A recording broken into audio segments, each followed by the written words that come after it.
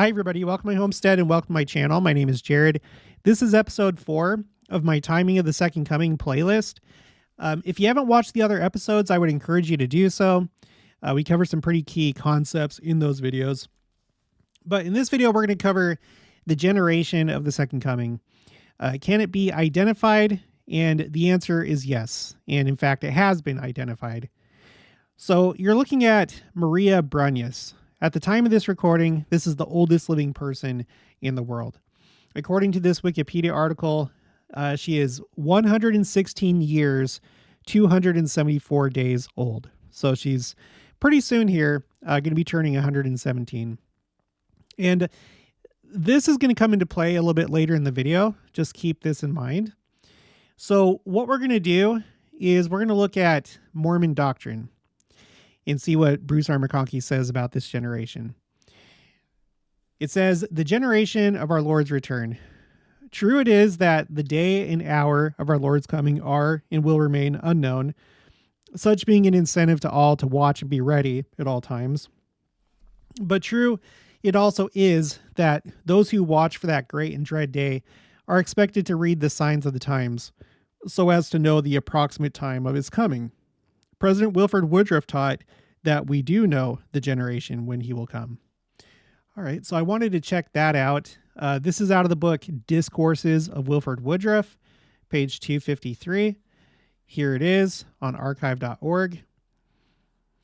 And this is the paragraph that Bruce R. McConkie is referring to. And actually, this is from the Journal of Discourses. The second coming at hand. The signs of heaven and earth all indicate the near coming of the Son of Man. You read the 9th, 10th, and 11th chapters of the last book of Nephi, which obviously he's referring to 3rd Nephi because 4th Nephi doesn't have that many chapters, so it's 3rd Nephi, and see what the Lord has said will take place in this generation when the gospel of Christ has again been offered to the inhabitants of the earth.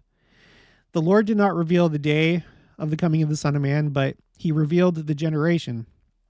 That generation is upon us. The signs of heaven and earth predict the fulfillment of these things, and they will come to pass. Okay, so let's go back to Mormon Doctrine. This is from, now he's quoting Joseph Smith. I was once praying very earnestly to know the time of the coming of the Son of Man. The prophet Joseph Smith recorded on April 2nd, 1843. When I heard a voice repeat the following, Joseph, my son, if thou livest until thou art 85 years old, thou shalt see the face of the Son of Man. Therefore, let this suffice, and trouble me no more on this matter.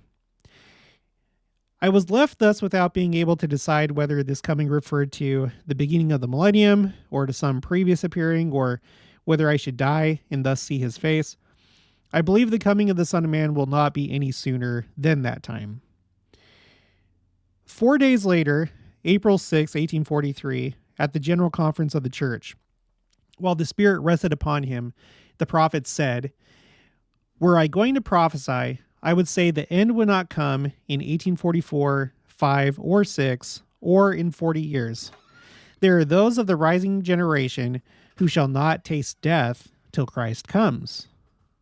Okay, so there it is right there. And he makes that prophecy that at the time that he's alive, and at this general conference, he's saying that there are those of the rising generation that shall not taste death till Christ comes. Now that's really interesting. Okay, back to Bruce R. McConkie. The rising generation is the one that just begun. Thus, technically, children born on April 6th, 1843, would be the first members of the rising generation. And all children born, however many years later, to the same parents, would still be members of that rising generation. It is not unreasonable to suppose that many young men had babies at the time of this prophecy, and also had other children as much as 50 or 75 years later, assuming, for instance, that they were married again to younger women. This very probable assumption would bring the date up to, say, the second decade in the 20th century. Now let's pause right there really quick, because that decade that he's referring to would be the 1910s. Okay? The first decade would be the 1900s, and then the second decade would be the 1910s. Maria Branius is of the 1910s. She was born 1907. And then you have all these other people that were also born during the 1910s. Now, I'm not going to go through their genealogy. I'm not sure if I could even find it. Maybe it's on Family Search, but I probably shouldn't use Family Search in that way for YouTube.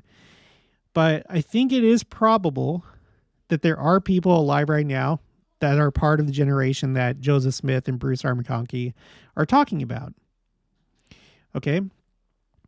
So anyway, this is all living people. It has men and women together. There's only one man, Juan Vicente Perez of Venezuela, born in 1909. But anyway, you can see there are many from that time. And of course, we don't know when their parents were born, but I think that there probably is a chance that some of them would fit this description. Let's go back to Mormon Doctrine. So, this very probable assumption would bring the date up to, say, the second decade in the 20th century. And the children so born would be members of that same rising generation, of which the prophet spoke. Now, if these children lived to the normal age of men generally, they would be alive well past the year 2000 AD. This reasoning takes on added significance when considered in connection with the revelation that states categorically that Christ will come in the beginning of the 7,000 years of the Earth's temporal continuance. That's found in D&C 77. That's the section that has to do with the book of Revelation, and it does the question and answer thing. We, of course, do not know exactly how many years elapsed between Adam and the birth of Christ, but suppose it to have been 4,004 years. Nor can we be certain from historical sources how many years have passed since. But reading these inspired statements in connection with the signs of the times, which we can interpret, it is plain that the day of the coming of the Son of Man is not far distant. So I have a spreadsheet where I put this so you could visualize it. So here's the year 1843. And here's the infant that was born in that year. So we go on through time by scrolling up, and I have the age in column L. Okay.